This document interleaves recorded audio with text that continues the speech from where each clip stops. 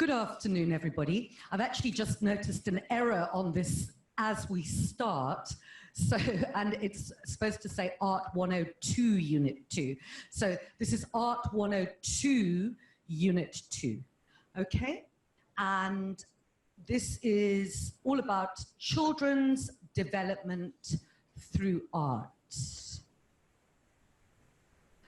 May I start? Great.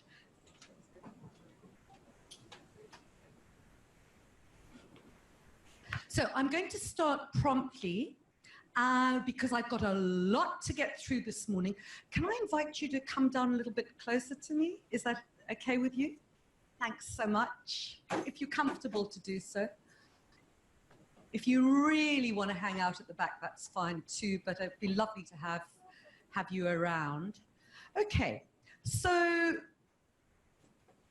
artistic development in children is closely linked to physical and cognitive development. And children go through generally predictable stages. So it's absolutely vital for foundation phase teachers to be aware of these universal stages in order to encourage the children to express their unique creativity. It's also important, although in the FP much development takes place through play, especially in early child development, but a thorough knowledge of the stages enables you as teachers to plan and execute age-appropriate art lessons, to support the children's individual growth, especially those who display variations to the norm, because then you're able to troubleshoot. You know, you can refer children to appropriate professionals should you need to.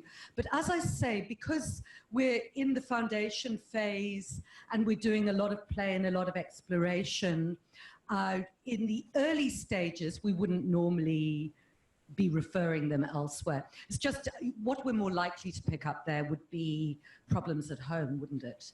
You know, and then you know how to take appropriate intervention. Now, the Austrian art educator, Victor Lowenfeld, he devoted much time to exploring this field, and he later teamed up with Dr. Britton, and in this module, we refer to the 6th edition of their handbook. It's called Creativity and Mental Growth. But your textbook, as I'm sure you know, the big green one, the Jean Costa, lovely book. Do keep it on hand. It's got a fund of useful ideas that you can refer to. Okay, anyway, let's look at Lowenfeld's stages of development. So we've got the scribble stage, 2 to 4 years, pre-schematic, 4 to 7, schematic, 7 to 9, dawning realism, 9 to 12, then pseudo-realistic or pseudo-naturalistic, that's 12 to 14, decision-making, 14 to 17, and then they become adults. So we'll break this down a little bit, but as foundation phase teachers, you'll focus most strongly, of course, on these first three. You've got the scribble, you've got the pre-schematic, and the schematic. That's what you go, that's all the ages your children are going to be that you teach. So in the scribble, 2 to 4, just note that the stages are broad rather than linear. Now, they say 2 to 4, but you might find children as early as 16, 18 months picking up drawing tools, building blocks. You know, they start to manipulate stuff, don't they, when they're very young. And that's why it's also known as the manipulative phase there. So as children experiment with visual art, they produce a variety of lines, dots, marks, and shapes, and gradually their random scribbles evolve. They become drawings. And as variety increases, random marks become more controlled. And so from we'll have a look in this in more detail, but as they become controlled, circular shapes, particularly wavy shapes, you've probably noticed this in your schools. They're the first things out of that really rapid scribbling phase where it's very uncontrolled. These more controlled ones tend to be wavy. All right, so motifs are repeated. They start to form patterns. So let's look. That is, if you can see, you've got disordered, the first one, then longitudinal, that's also, as it gets slightly more controlled, circular, what we'd call controlled scribbling, and then the final phase there in the manipulative phase is the naming, when they start to give their drawings a name. That's obviously not done by a kid. Right, so, oh gosh, we go back on one, jumped. So in the final part of the manipulative phase, they name their scribbles. I think I jumped over 2. Let me just go back. There we go. That's examples of children's scribbles as they become slightly more controlled. All right, and then we progress to the naming phase. And you see in that, I mean, your house trees, mommy and daddy, and he or she has scribbled right through the house. And then you've got rain and muddy puddles. Probably, if the child didn't tell you that, you probably wouldn't know. But, you know, so it's the meaning that they assign to it that is important here. So in addition to drawing, 3D manipulation allows children to explore form, texture, color, weight, smell, taste. You know how you get those lovely scented crayons, you know, that you use in ECD, that kind of thing. You know, a lot of children's art stuff is geared towards encouraging them to experiment and explore. And also it's important, obviously, I haven't said here, but as FP educators or any educators, to make sure that you invest in non-toxic stuff. We order here from Panda Paints. There's various other places you can order from. You probably know about some. They'll have different ones up in Gauteng. Okay, anyway, children's manipulative stage artwork explores visual, relational, and expressive concepts, as explained by Judith Burton. This Hurwitz and Day, or Day and Hurwitz, is a source that I've used quite a bit, but it's not one of your set works here. It's one that I use in one of my IP modules. However, it's incredibly useful. Look out for it. It's a great big orange book, and it goes into a lot of detail on children's developmental phases. Or of course you can go to the, you know, to the original, you know, the creative and mental growth, the Lowenfeld's original research. Anyway, manipulation is an educational experience, and no one ever really leaves the manipulative phase entirely. If you think about when you get a new tablet, or, you know, there's all sorts of things we do to manipulate. Oh, I need to get the hang of this. Right, so next phase we've got is the pre-schematic stage. And that's really characterized by stuff like the potato head family. You'll find, do you remember we talked about in the controlled scribbles, how they started drawing circles? So they're experimenting with circle and line, and they're putting them together here. And as you see, the appearance of circular images with lines, they can suggest human or animal figures. And in pre-schematic, the early schema, the early patterns start to be developed, but there's little understanding of space, and their use of color is emotional rather than logical here. So there we go. Children combine their shapes to create meaning. So there you can see they've obviously learned about squares, they've learned about circles. And what they also do as the available schemata develop. So remember, you've got schema is the singular, schemata is your plural there. And as you can see, they'll often enlarge what they think is important, whether it's a foot or an ear, if they've got earache, or a tooth, or if, you know, and sometimes they'll draw themselves really big on the page and mummy and daddy quite small. You know, I'm sure you've observed with the children you teach, you know, as you explore, you know, you'll experience these things. And the next, you come from 7 to 9, you come into the schematic stage proper. Like I say, these are very broad definitions. You know, you might find that children develop a lot faster. So just take them as a general guideline. So this is an important slide when you see it up on ECI. The schematic phase is characterized by awareness of the concept of space, items being spatially related, baseline and skyline become apparent, correct colors are used, shapes and objects are definable, but as I said, some shapes are exaggerated. The fold-over technique is used and X-ray technique is used. Let me break these down a bit more for you. As I say, this is another important stage of development that you're going to be exploring in your FP classroom. So, right, so children are using art to express meaning, to describe their experiences. Marks are no longer placed at random. They're set down with increased precision. So obviously there's a huge difference between your pre-schematic, where the child's about 3, 4, 5, and your late schematic, which will come to where your child is 8 or 9. Okay, they make a connection between the image and the idea, assigning meaning to drawn shape.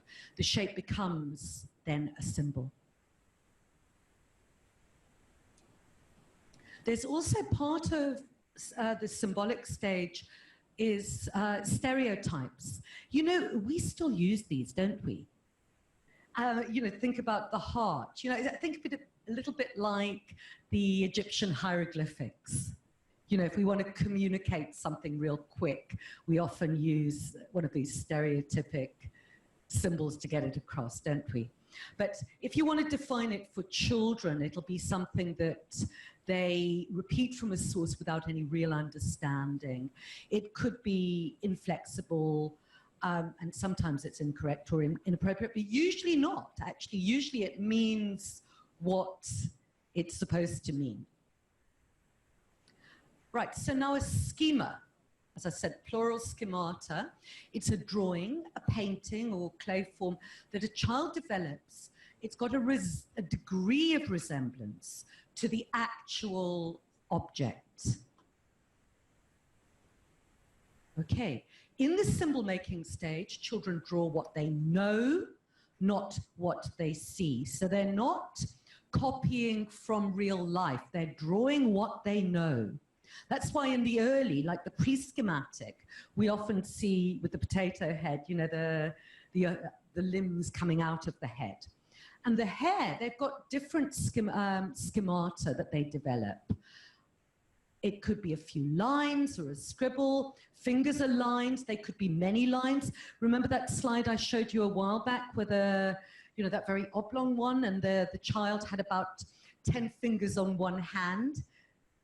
He'd obviously been told that you've got 10 fingers, but he puts 10 on each hand, you know. Eventually, though, the body is drawn with the appendages in the correct places. And once the child can draw the body, the symbol, it can be elaborated on in many different ways. So you'll find that they can draw men and women, children. You see there, that's a really good example. Now, in that child's schematic view of things, this shape is the template. But you can see that he or she has drawn everybody in different sizes, fitting in to that template for a person. As I say, you know, each child's development is really unique. So you'll just see, you know, you'll experience a lot of different schemata in the classes you teach over the years. I took these pictures, this little portrait gallery, last week sometime when I was in one of the Kuro schools. And why I've included it is I just wanted you to see that that is kind of grade 2 level. You know, they learn about mixing colors in grade 2.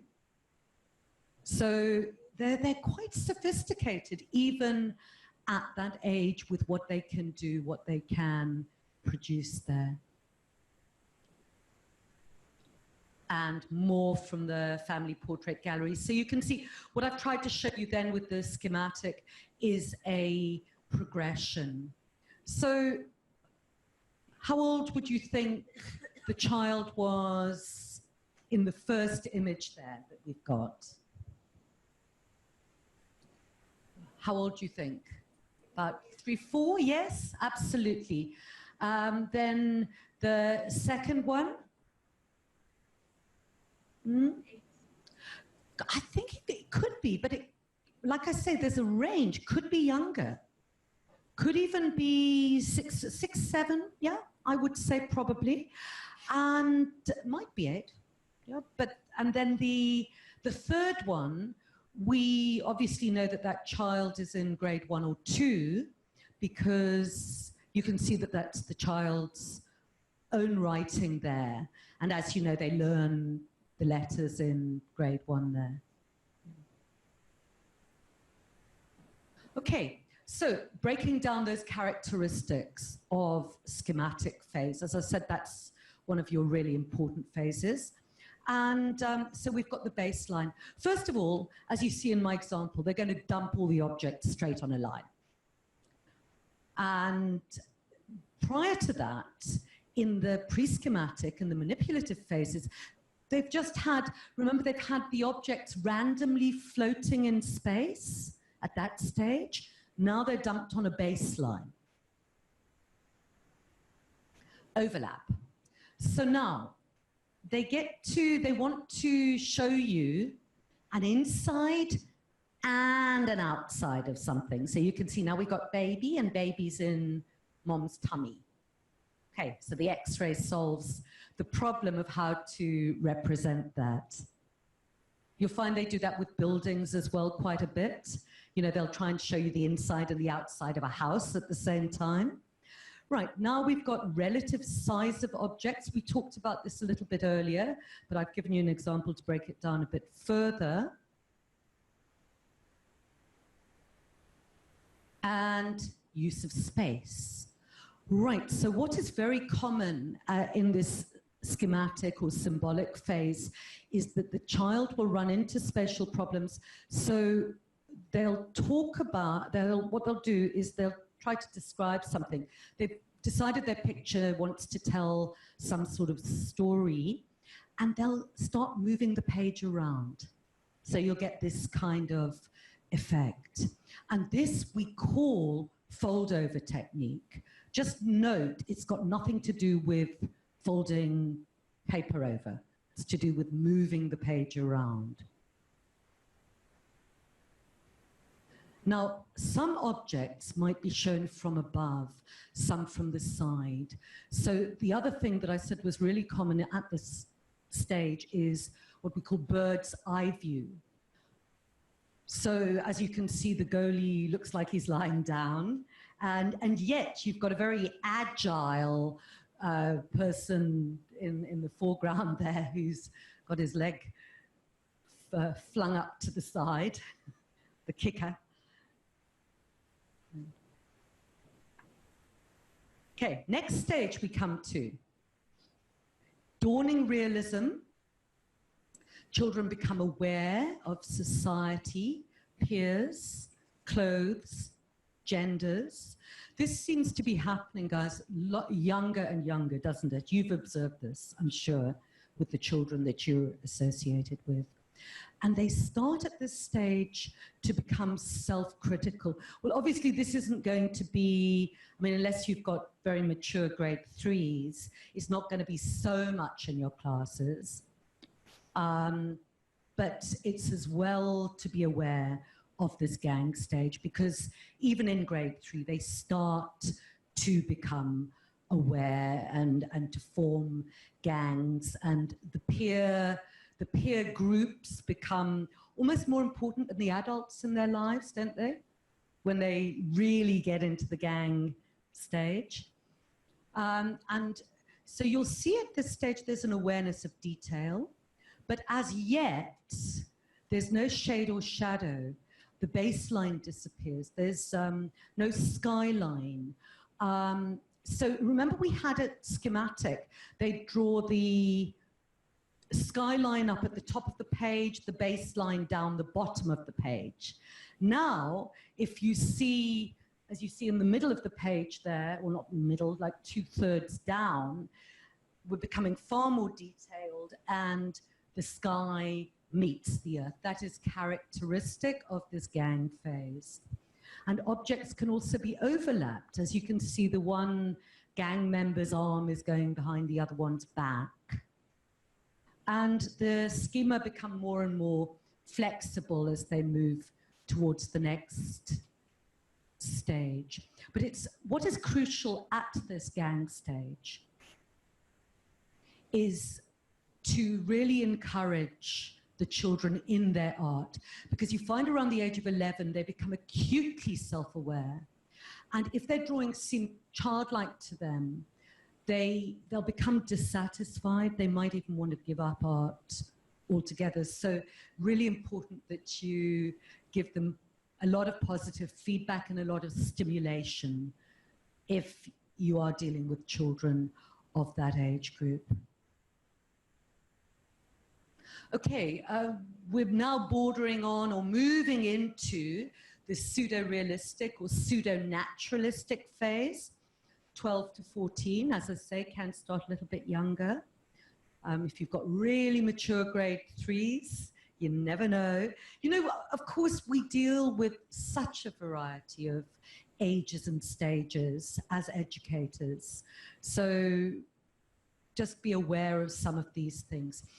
Right, in the pseudo-realistic, pseudo-naturalistic, the artistic product becomes more important than the process. And the work is inspired by visual stimuli. So they could even be like drawing each other, that kind of thing, and accurately observing what is around them. I think, you know, you can see that rather dignified looking gent there on the right-hand side. I would imagine a grandfather or something. He looks very respectable, but he looks as if he could be the child's real grandfather, and he looks pretty well observed and quite detailed, doesn't he? What do you make of? Anybody like to comment on the child on the left of the page there?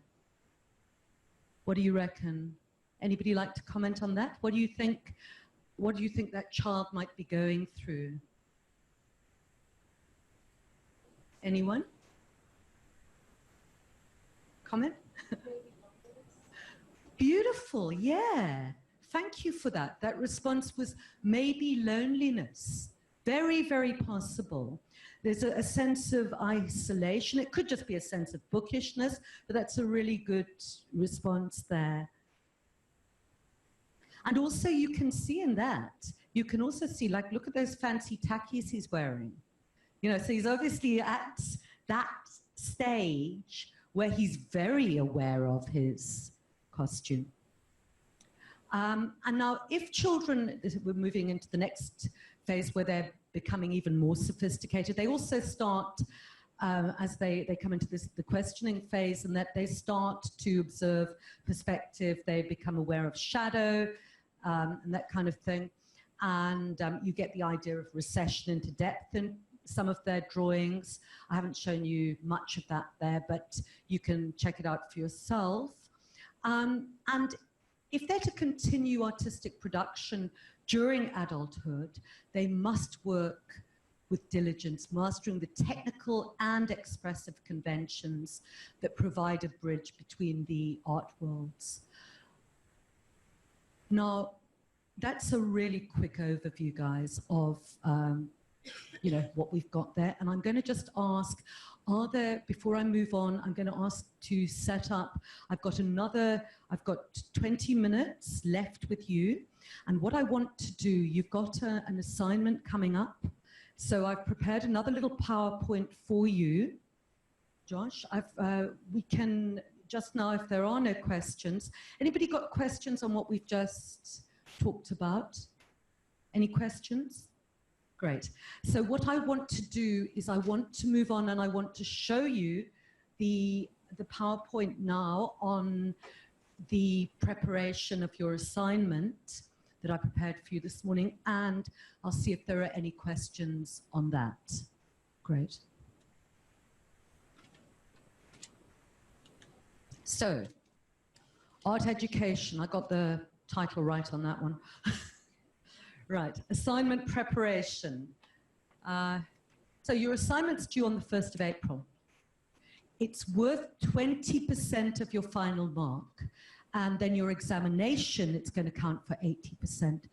Now, to pass this module, you are going to need 50% overall.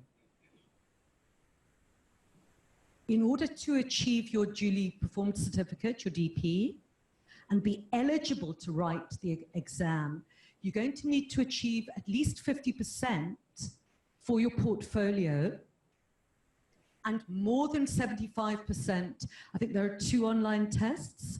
Now, you can have multiple chances at that, the online test, if I'm not mistaken. Just make sure that you do and that you get more than 75% for it. There's no excuse really. Online tests are, you can do them open book. You know, so you can look up those answers as you go. So you should all get 100% for that one. Anyway, the powers that be will check out that you have got over 75, so you get your DP. I've just said here, make full use of the resources that Stadio offers you on ECI and submit your work correctly and on time. Check the notes in the 2020 assessment guide for details. Now, worksheets plus the official version of the 2020 assessment guide, they will be available shortly on ECI. Your portfolio, your topic for your portfolio this year, beautiful topic, South Africa, our country. So everything's going to feed into that. So you're embarking on a journey of discovery. Art is always, whatever stage or phase you're at, a journey of discovery. Oh, this is an interesting point that I didn't even mention before, but just bear in mind that, you know, you can actually check where your own art education's gone up to if you do some little exercises and just check, you know, if you drew like yourself in your world, how would you draw it? Because your own art education definitely kind of halts, it's arrested at the level that you've taken art up to yourself.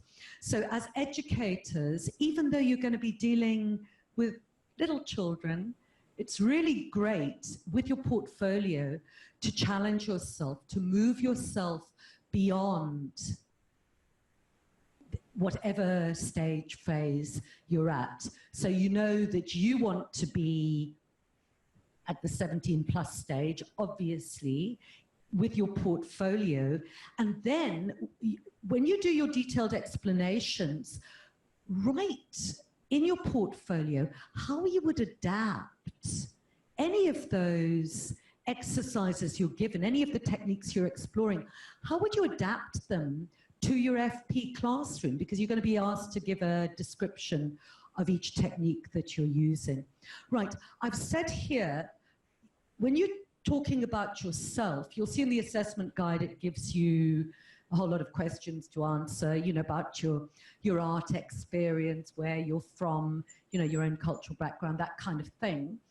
And so you do it on an A4 page as if it's, well, it's part of your assignment.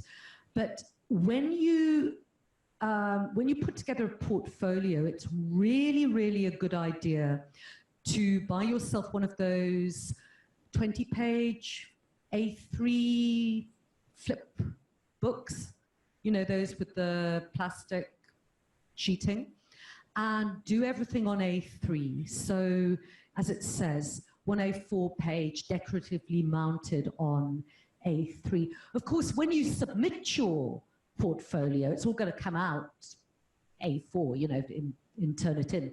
But you're taking the photographs of your portfolio, and the actual original that you've got is like a beautiful A3 coffee table book. Right, so these are the criteria you're going to be looking at. Drawing techniques, you're going to be doing a self-portrait, and it's like a cultural self-portrait. So, in other words, if you are, what shall I say, I don't know, are you Hindu? Yes, okay. Might be one where you're wearing the most beautiful sari, or it could be something where you've got gorgeous, well, either of you ladies, you know, I know you're part of Islam, you know, it might be, you know, some beautiful henna work, or, you know, just make sure it reflects, whatever you do, reflects whatever culture you're from. Are you Zulu? Yes, so you can beautiful, beautiful cultural Zulu clothing. You know, even if you just do a head and shoulders, you can do some stunning stuff there. Then painting, 3 to 5 objects from your culture you can include.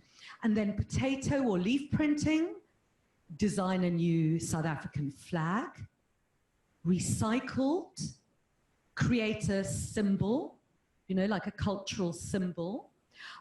We've got some, like the protea and the springbok, you know, those typical heritage symbols, but you can check out a whole lot more as well.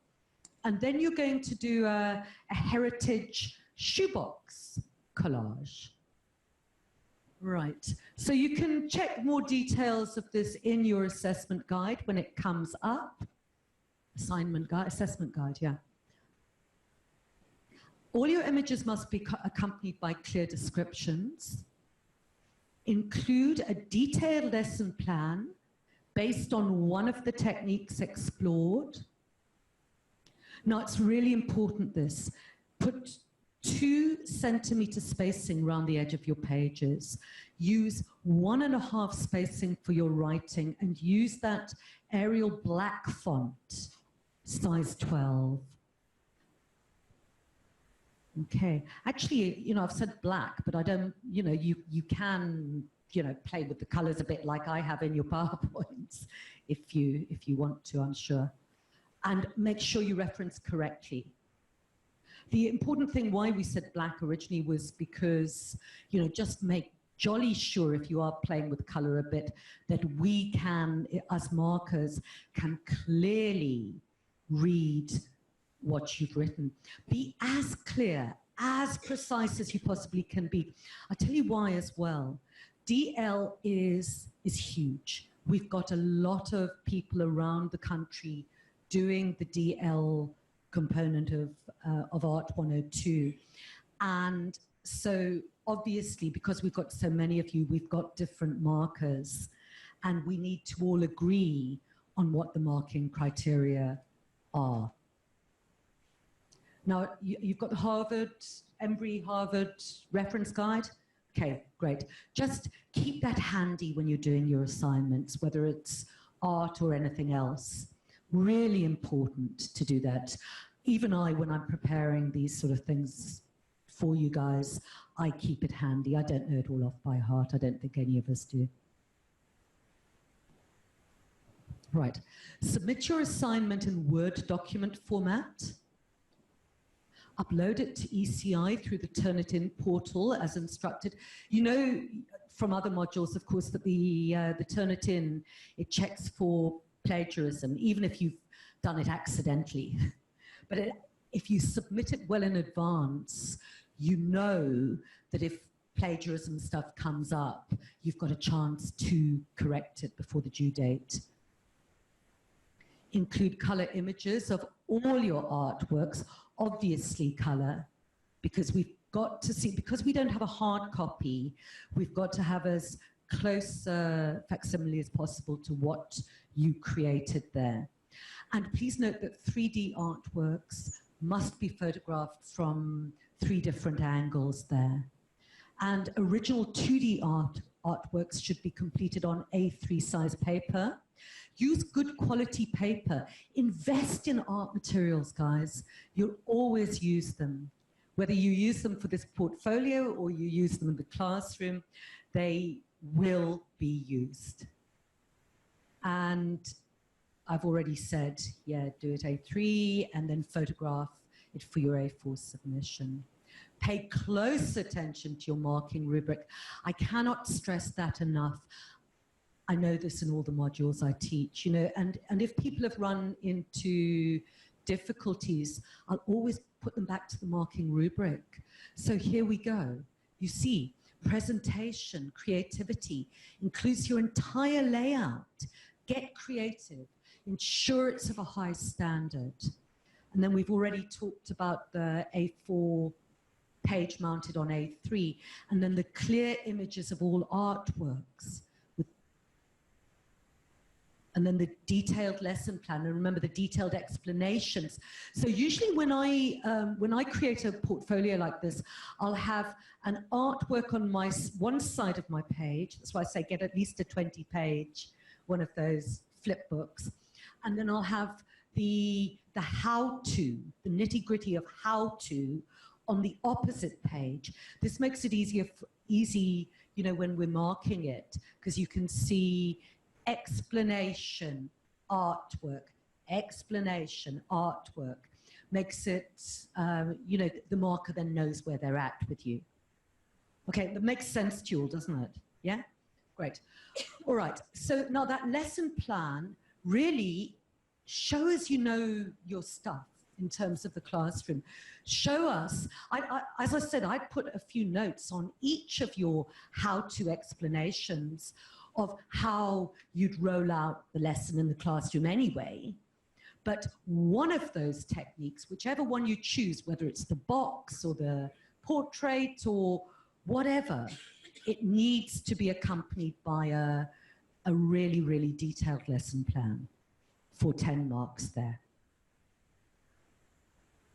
All right, enjoy and good luck. And we have a few minutes left. So if you have any questions, fire away. Yes.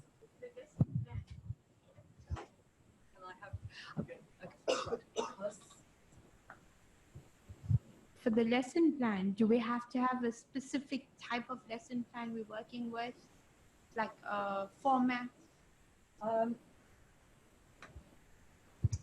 That is such a good question, and I'm going to have to find out for you what I know that you. I mean, I don't think so. What you do need is you need to list your resources. You need to list your, you know, to say what you hope to achieve from the lesson. You know, your lesson outcomes. You need to have a development, like a recipe. You need to say very specifically how you would roll that out in the classroom. So resources, outcomes, and development. And I would say a time frame as well. Tell us, you know, how long you're going to take for your particular activity or aim to. But very good question, yes? Can it be that the lesson plan, for example, if it's certain collage or something, done over a couple of days, or does it have to be like one lesson? Glad you asked that too. I reckon that you can do it over a couple of days if you need to, if it's that kind of a project, as long as you are really clear about it. It might be easier for the purposes of this exercise, unless you're incredibly confident, to stick to a time frame of, like, I mean, I know in the foundation phase, I mean, we don't have hour-long lessons very often. We usually break it up into like 30-minute sessions, but I would say I wouldn't go more than an hour or so. You know, I think most activities that you could choose, you could fit into an hour or so, whether you do it over one day or 2 or 3. Does that answer your question? Great. Just keep it as clear and as concise as possible, and remember to illustrate it properly. More questions? Okay, I'm not very proud to say this, but I think I got stuck at the schematic stage. So my question is, with regards to the self-portrait, that's the one that's haunting me. How will we be marked? Because are we going to be marked specifically in terms of how well our portrait is drawn? Or will we be marked in terms of our creativity? Because I think I'm more creative than artistic. Beautiful question. Thank you so much. You are not required to be a professional artist in order to teach art. However, just your overall creativity and what you bring to it, make sure that that looks as professional as possible. What we need to know really is that you're creative, you're imaginative, and the children in your care are in really good hands in terms of them experimenting and exploring their own creativity. Okay, and with regards to that self-portrait, because I've looked at portraits before, and you get color portraits and then you get black and white portraits. There's also a lot of different techniques used in portraits, like you get painted, you get penciled ones, you get crayoned ones, pastels, chalks, whatever. Is there a restriction in terms of which technique we need to use for the portrait, or can we use any of the ones that I've mentioned?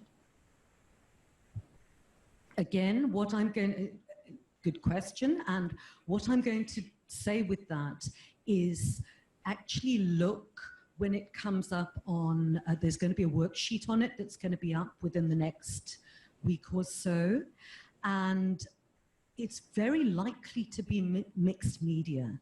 That is usually what we do, because you need to explore as much mixed media stuff as possible. But I would be speaking out of turn because I'm not the lecturer creating that particular worksheet. So I don't want to tell you something today and then I've limited her to what she might want to put into your worksheet. So just look for it when it comes up on ECI. And meantime, get practicing yourself so you challenge yourself to move, you know, past the schematic stage if you can. And, you know, they say practice makes perfect. So just have fun and, you know, do a couple of paintings, a couple of, you know, just experiment with all the techniques so far, you know, when you know, and then you'll be able to choose stuff to put into your portfolio, so it won't be wasted. Okay, any more questions? My first question is, can we stick to realistic, or can it be abstract, or can we combine all of those different techniques? And then I have another question. When we're submitting a picture, obviously because it has to be in Word documents, of our art journey, and obviously it's on an A3 board, how do we take that picture to ensure that you're able to read every single thing that we've written? Right, so it's on A3, and you go, you know, I'm obviously going to get it, see what will fit on the screen when I'm marking. Just make sure that any writing you have, I mean, you've been asked to do, okay, 12 point for your written work, but yeah, but just make sure nothing is too small in your artwork, that we can't see it. Okay, that's the best I can answer that. Just coming back to your other questions, remind me? If it has to be abstract Oh. or realistic. Great. Love that. Do you know what? In your portfolio, guys, like I said to this lady, get as creative as you can be. Bring in as many techniques as you possibly can so we can see your creativity and your uniqueness at work. I mean, personally, I love abstract stuff, and you can get all busy with backgrounds and stuff. And the person who's doing the worksheets, whichever one of us it is, they're likely to offer you scope for really a wide variety of stuff. So dying to see what you produce there. Okay. Any questions? You're happy? Any more? Great. Okay, well, it's been really wonderful being with you this afternoon, and I'm excited to see what you produce. And thank you very much for coming in.